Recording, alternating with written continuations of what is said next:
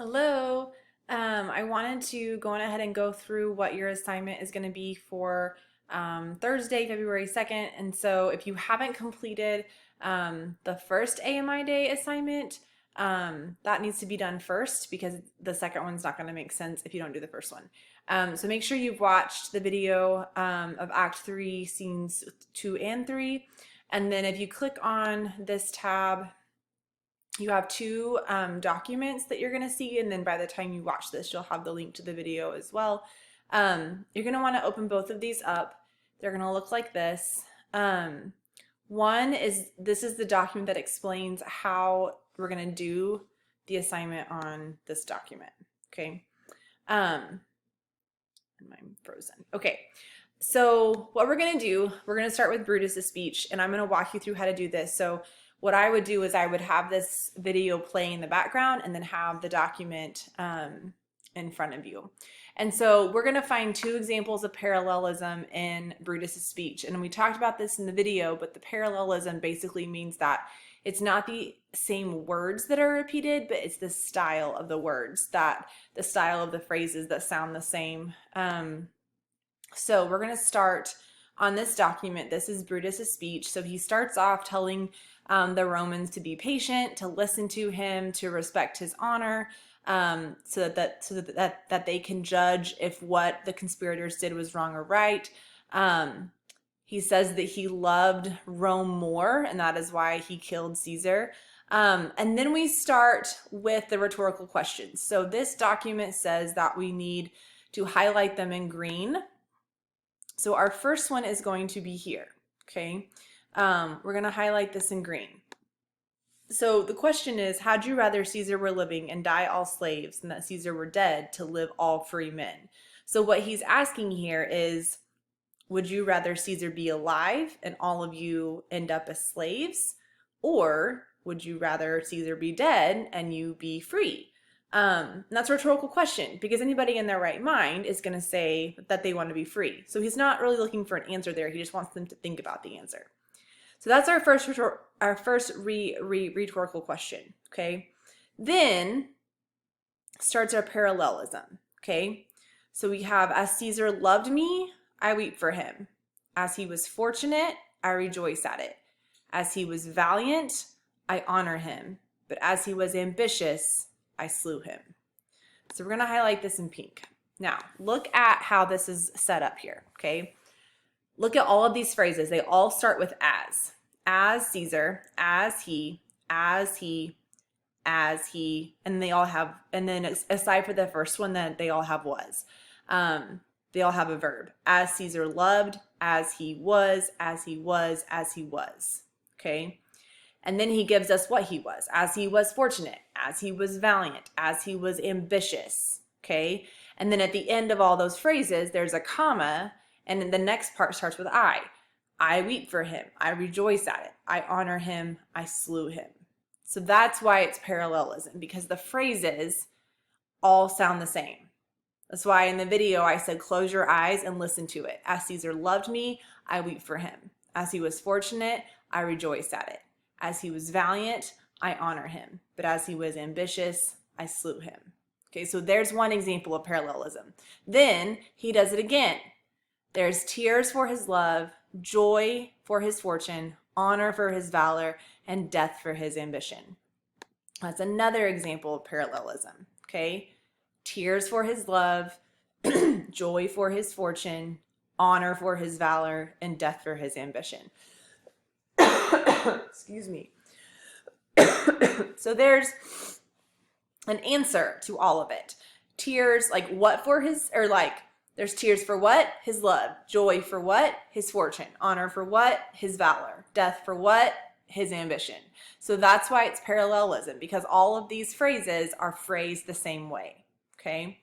Then we go back to our rhetorical questions. Who is here so base? That would be a bondman. Who is here so base? Who would be a slave is what he's asking. Well, nobody. And he says, if any speak, for him have I offended. Okay, and then we're going to get into some repetition here as well, because he's going to say the same thing. It says, who is here so rude that would not be a Roman? Who's going to stand up and say that they're not a Roman? Well, no one, because they don't want to betray their country. Who is here so vile that will not love his country? Again, no one. Okay? So he says it 3 times. If any speak, for him have I offended. If any speak, for him have I offended. And no one says anything. They say none. And so Brutus is trying to prove his point here, okay, that he really has done this for the good of Rome, because they're all Romans. They all want to preserve the freedom that they have. And so he's saying, I've offended nobody by killing Caesar, okay? So then Antony comes in with Caesar's body, okay, and Brutus is starting to set that up for the people. And then he says, at the very end of his speech, he says, with this I depart, that as I slew my best lover for the good of Rome, I have the same dagger for myself when it shall please my country to need my death. So he's saying, if I need to die for my country, then I'm prepared to do that as well. Okay, so then we come into Antony's speech. And this is, if you watch the video, you'll know this is the more powerful or the most powerful of the 2 speeches, okay? So remember that the stipulations that Brutus gave Antony was that he couldn't blame the conspirators. He had to speak after Brutus, and he said he had to speak by their permission. Excuse me. And so he's going to start off doing that, okay? So he's saying, the noble Brutus hath told you Caesar was ambitious. If it were so, it was a grievous fault, and grievously hath Caesar answered it. Here under leave of Brutus and the rest. He says, for Brutus is an honorable man. So they are all honorable men, okay? He's going to repeat these 2 lines throughout all of the speech. So let's go back to our document here.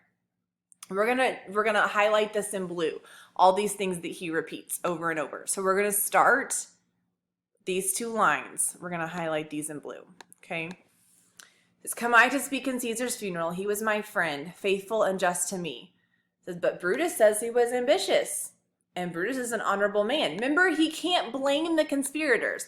But what Antony is starting to do here is he's going to say this so many times that he wants the people to question how ambitious Caesar actually was. And he does that by including examples. You go back over here to our document, including examples of how Caesar was not ambitious. That is Antony's whole key here, is he's slowly turning the people against the conspirators without them really knowing it. So we're going to highlight this one in red, that says he was my friend, faithful and just to me, talking about Caesar to Antony, okay? But Brutus says he was ambitious, and Brutus is honorable. How can Brutus be wrong? It says he has brought many captives home to Rome, whose ransoms did the general coffers fill. So he's doing good things for Rome, helping Rome make money. So that's an example of something good that Caesar has done. It says, did this in Caesar seem ambitious? When that the poor have cried, Caesar hath wept. So does this show that he's ambitious? It says ambition should be made of sterner stuff. Yet Brutus says he was ambitious, and Brutus is an honorable man. How can Brutus be wrong? So that's going to go in blue because he's repeating that. So far he said it 3 times. It says, you all did see that on the Lupercal I thrice presented him a kingly crown, which he did thrice refuse. Was this ambition? So again, we're seeing an example of Caesar not being ambitious. And then again, yet Brutus says he was ambitious, and Brutus is an honorable man. How can Brutus be wrong? He says, I speak not to disprove what Brutus spoke, but here I am to speak what I do know. You all did love him once, not without cause. What cause withholds you then to mourn for him? O judgment, thou art fled to brutish beasts, and men have lost their reason. It says, bear with me, my heart is in the coffin there with Caesar, and I must pause till it come back to me. So he looks down at Caesar here, and he's trying to get the people, he's trying to get them worked up. He's trying to appeal to their emotions here, okay? So what Antony does here, he does it 3 times. He repeats it 4 times. That Brutus is an honorable man, so that they are all honorable men, but then he gives 3 examples or I guess four, 1, 2, 3, 4, of Caesar not being honorable. Or sorry, scratch that, of Caesar not being ambitious. And so then it calls into question, are the conspirators really honorable? Like, if Caesar really wasn't ambitious and then they killed him, did they do the right thing? Or are they really that honorable? And so he doesn't actually come out and say anything bad about the conspirators, but he calls into question their judgment by showing them how good Caesar was. And then later in the speech, he also shows them Caesar's will, that Caesar has left them money and land, Caesar's own private gardens to enjoy. And so he does this in a way to get the people to turn on them, okay? But what Shakespeare does here is he does this purposefully, okay? He's asking rhetorical questions, he's using repetition and parallelism to make a point. This is what we call rhetorical devices, okay? So now that you've read both of these, and if you go back to Spark Notes, you can pull up all of the speech. You're going to go back and you're going to answer these 4 questions, okay? So number 1 is to come up with 2 arguments each for and against Caesar's ambition. So I want you to give me 2 reasons that you think Caesar was ambitious and 2 reasons that you think he was not ambitious. You can use anything that we've used so far from Acts 1 through 3. Number 2, if the conspirators really that worried about what Caesar would be like as king, did they have any other options besides death? What could those have been? And then explain whether you think any action needed to be taken against Caesar at all.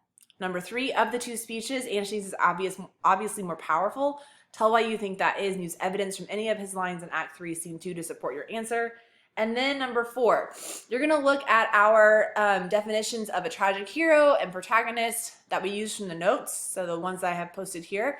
And I want you to tell me who you think the tragic hero is so far in the play and why, okay? Using the definitions that we have here of a tragic hero's fatal flaw, and then these different definitions that we have, who do you think it is, and then tell me why. You can answer these questions here at the bottom of this document, and then you'll turn this document in, and you'll turn this document in with the highlighted part that you added to classwork, okay? If you have any questions, send me an email, and then make sure you get everything done by Friday, okay? See you later.